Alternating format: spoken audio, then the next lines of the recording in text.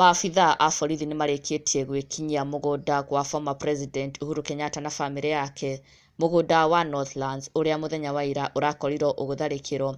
The whole of yesterday it was on the spotlight. Thutha wa andũ makĩria ma magana ma andũ marakorirwo magĩkinya mũgũnda-inĩ ũyũ na gũkorwo magĩka damage kũrĩa marakorirwo magĩtemanga mĩtĩ na gũthararia mũgũnda ũcio the whole of yesterday, makĩinũkagia nginya mahiũ marĩa maragĩkorire mũgũnda-inĩ ũyũ. Na then later on mbica iracoka gũkorwo ikiumbũka hwaĩ-inĩ wa ira ona nginya video, mũgũnda ũyũ ũgĩakana mwaki. Na rĩu mũthenya wa ũmũthĩ maabitha a borithi nĩ marĩkĩtie gwĩkinya mũgũnda-inĩ ũyũ.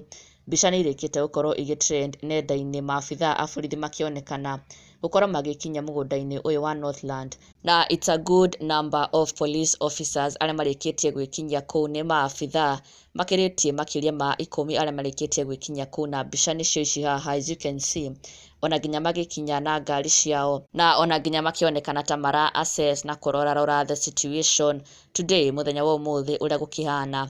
Na Akenya magĩtigwo na ciũria na oho makĩruta mawoni mao makĩenda kũmenya what is going on, nĩkĩ maabitha a borithi makorwo magĩkinyia kuo na gĩtũmi kĩao gũkorwo magĩkinyia kuo mũthenya wa ira rĩrĩa maũndũ marĩa maragĩkorirwo makĩhanĩka, tondũ maũndũ macio marakĩhanĩkire mũthenya wa ira but today nĩguo maabitha a borithi makorwo magĩkinyia kuo. Na ona mũthenya wa ũmũthĩ nĩ kũronekana gũtirĩ na andũ arĩa mararĩ kuo mũthenya wa ira. Today it seems as though they are not there.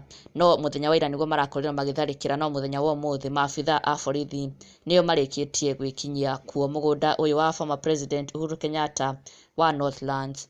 Na ndũgakĩriganĩrwo gũ subscribe for the latest and trending Kikuyu celebrity news. Never miss an update. Subscribe now.